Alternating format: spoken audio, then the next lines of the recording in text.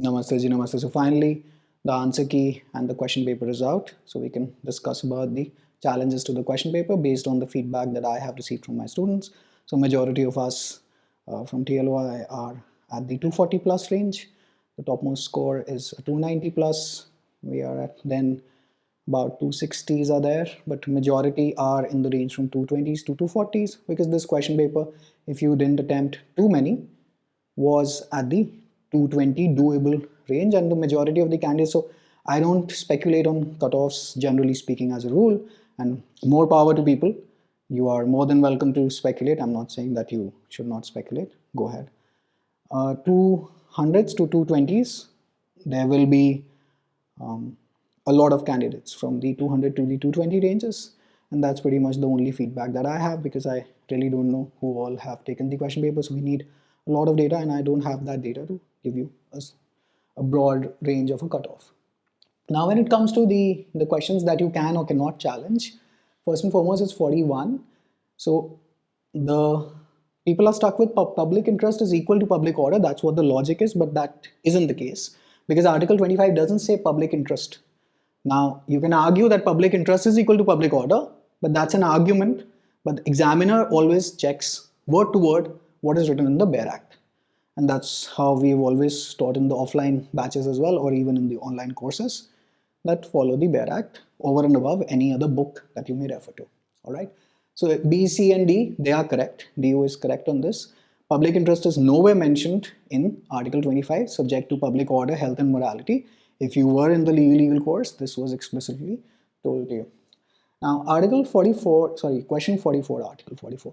Question 44 says, the security of the state is not a ground to revoke your freedom of speech, but it is because as per Article 19 clause 2 that was inserted by the First Amendment, the security of the state is an explicit ground there.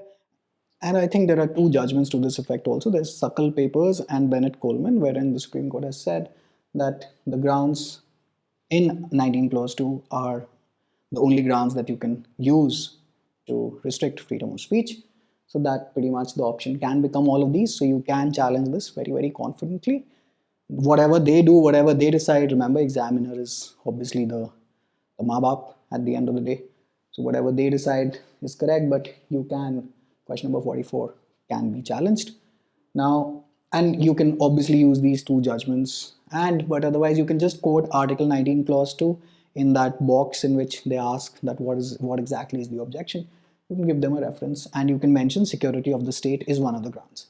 Now, question number 46 is marital rape. Marital rape from in the IPC is not an explicitly mentioned offense. In fact, the government of India in the Supreme Court has argued against criminalization of marital rape because they say that will disturb the fabric of the society and it's quite complicated. It's a very complex legal discussion, this. So you can argue that marital rape, again, remember this is an argument. So you can argue that marital rape is explicitly an offense under the IPC by reading into the section, but then it isn't an explicit offense, therefore they are correct. In question number 46, marital rape isn't an offense under the IPC because nowhere can you actually control F marital rape and get to those terms. There is no dedicated section to this, and that is what the examiner is trying to ask you. Okay. Now coming to kidnapping, kidnapping does not, that's question number 50. Kidnapping does not involve any intention of mens rea. A very, very popular example that I give in the offline classes as well is that, for example, let's say that you're dating a girl in 11th standard and the girl's father happens to be a lawyer. And these are real life cases, by the way, as well, just for your general information. You will be charged with kidnapping if the girl's father wants to, because the girl is less than 18 years and you have taken away. We are not talking, there is no word intentionally, there is no word dishonestly, there is no word fraudulently, there is no word voluntarily. So pretty much the mens rea is absent from the section, so it becomes a strict liability offense, so to say. So that is kidnapping. Now when it comes to Navtej Singh Johar, and I'll have to create some space, that's question number 55. Now things become interesting and I'll show you what the trouble with reading law is, all right? So this will be given to you that look, Navtej Singh Johar said this, and this is where I think the examiner has gone wrong, but they won't agree to it. Let me be very clear on this. So this is like a catch-22 sort of a situation because this is highly technical now. So they must be using this logic that whatever's on your screen right now, and I have a laptop here, so I'll be just reading from there, that we direct the central and state governments to take steps to as socially and educationally backward classes of citizens. So that is OBC, and you can match it with 340 as well. But if you scroll just above this, so we are in now para 57. Now look what is highlighted on your screen. It says, in an unusual final order the court declared. So this unusual final order the court declared, that's a past tense, right? It's a past tense. That means it's talking about another judgment. So we'll just have to scroll a bit, and I've edited out the portions for you. Now when you go to para number 49 of the Navdeep Singh Johar judgment, close on the heels of the court's judgment in Suresh Kumar Kaushal, is this court's judgment is Nalsa. Alright, so Nalsa judgment ke andar. Now I'll put the Nalsa judgment on screen for you. This is the paragraph that the Navdeep Singh Johar judgment is quoting from the Nalsa judgment. And Nalsa judgment ki citation also now Nalsa judgment ki citation is now also on the screen. I've had to edit this out a bit so you'll notice the jump cuts that are there.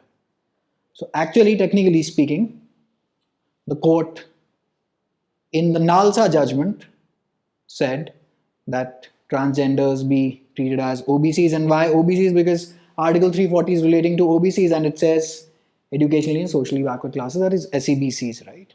So that's 340s matching with OBCs, but so they aren't exactly incorrect when they say it's OBC, but it actually is the Nalsa judgment. So the examiners have gotten it slightly incorrect here. And if you would have also done a control F in the Navdeep Singh Johar, you would have also landed up in the same para that I quoted and said, well, it says that, and it actually, I can argue it out that it says that in the Nalsa judgment, mind you, and this is how you comprehensively read law. Navdeep Singh Johar, mind you, never said that include them in these classes. Which judgment said that? Nalsa. Just given you the proof here as well. Because that paragraph, the court is actually discussing Nalsa's judgment inside of Navdeep Singh Johar's judgment. All right. So that is how it's slightly difficult to read law. In fact, it isn't, but you have to read it slowly, peacefully, and calmly. Therefore, it takes time. So if you want to, you challenge it on the ground that they never said this in the Navdeep Singh Johar judgment, but then the examiner will give you a counter argument. Well, but then they quoted it. So they won't ever agree to their error in this, because this is now highly technical. Kyunki itna koi nahi padta. To tell you very honestly, everyone just control Fs and finds it out. Just quotes ki era. But actually speaking, now this is real life litigation advice for you. Court में judge साहब पढ़ लेते हैं, and that is why cases are dismissed. All right. So you also get into the habit of reading like this, that what exactly is being referred to. So you can challenge it on the ground, I would say, on that it says कि Nalsa के अंदर था, but I don't think that they will agree to it. That's a caveat that I'm already giving you. But if you wish to, you can challenge it. But again, speaking in a very layman sort of a word, in a very commonsensical, you can say, sort of language, they won't agree to it. Because in the NTA's that form, the reference, etc., they won't ever understand what you're trying to say unless and until somebody actually explains them like this. Then that we can't do on the NTA website, and that's where the objections will be taken from.